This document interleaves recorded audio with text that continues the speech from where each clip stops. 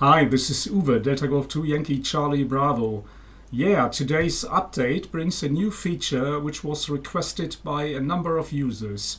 So it is available from today on. It is about the filters. Now you can temporarily bypass the filters with one click. And in this video I'd like to show you how it works. Here the setup is two instances of this new version of WSJTX Improved running concurrently. Both are this time connected with one of my receivers. Here for the right instance I didn't have set any filters, so all the messages are displayed here in a normal way. For this left instance I set a couple of filters. For example, this one here, hide stations from Europe.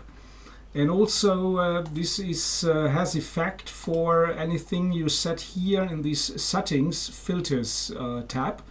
For example, here, as you know, you can blacklist certain call signs or parts of call signs. For example, here I have blacklisted this one here. And then you can bypass these filters now with just clicking here on this BP checkbox. If this checkbox is enabled, the filters are temporarily bypassed. Look, now you see here to the left the same as you see here to the right, meaning that these filters are no longer active. You see this change also here with the text in this box here. You know it changes when you have set any filters from this green receiving here to this receiving filters on text. And when you check this new checkbox here, it shows you receiving filters bypassed. So you have at any time a good overview on the status of your filters. The status of this checkbox is remembered, meaning that when you close the program in this state and start it again, it will bring back the state of this checkbox. So theoretically, if you have a filter in use and you use it very often, so theoretically you can of course have it enabled all the time more or less and use the bypass feature for temporarily disabling that. However, I do not really recommend that because when this is the case, it needs a little more computing power because certain parts of the filters algorithm are already executed, and meaning it consumes less CPU usage when you have both the filters disabled and also this BP checkbox. But this is only a small part of extra CPU computing power needed for that. So if you have a fast computer, you can of course use it that way. Well, the only case where this doesn't overrule the filters is here, this CQ checkbox.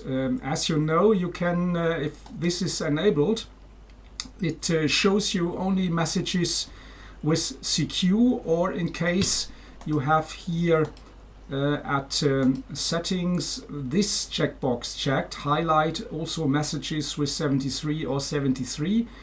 Roger 73. The text changes to CQ/73, and now there are only messages shown here containing CQ or 73 as a part of that message. This is not filtered. This is intentionally done because you can then use it in combination. I mean, for example, if you would look here for DX call signs, and that is quite useful if you then still have the possibility to show you only CQ or 73, for example.